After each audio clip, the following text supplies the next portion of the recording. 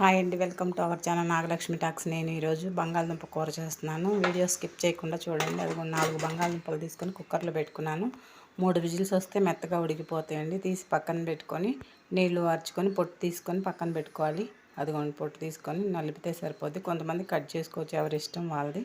నేనైతే నలుపుతాను. అదిగోండి, బంగాళదుంపలు ఊరకనే పొట్టు వస్తుంది చూడండి, బాగా ఉడికిపోయినాయి. అదిగోండి, తర్వాత మొత్తం మెదుపుకొని ఉల్లిగడ్డలు కట్ చేసుకొని 2 పచ్చిమిర్చి ఉల్లిపాయ కట్ చేసుకొని తాలింపు పెట్టుకోవాలి. ఫస్ట్ ఈ కూర చపాతీలోకి రైస్లోకి అన్నింటిలోకి బాగుంటుందండి. సూపర్ టేస్ట్ ఉంటుంది. మీరు కూడా ట్రై చేయండి ఒకసారి. అదిగోండి, అలా నలుపుకొని పక్కన పెట్టుకోవాలి.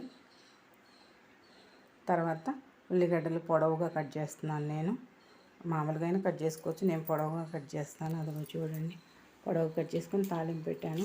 ఆవాలు, జీలకర్ర, పచ్చిపప్పు, మినపప్పు వేసి కరివేపాకు వేసాను. తాలింపు వేసాక రెండు పచ్చిమిర్చి కూడా వేసాను, ఎండుమిర్చి కూడా వేసాను. అది తర్వాత ఉల్లిగడ్డలు వేసుకోవాలి. బాగా సన్నగా పొడవుగా కట్ చేసుకుంటే బాగుంటుంది. అది బాగా మగ్గనివ్వాలి, బ్రౌన్ కలర్ వచ్చేదాకా. కొంచెం ఉప్పు, కొంచెం పసుపు వేసాను.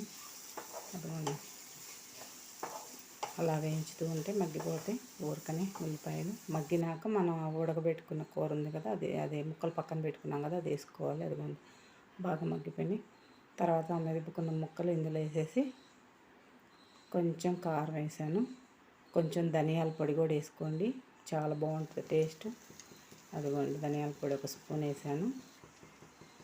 అదిగోండి, లాస్ట్కి కొత్తిమీర వేసా. సూపర్ టేస్ట్ ఉందండి. ఓకే.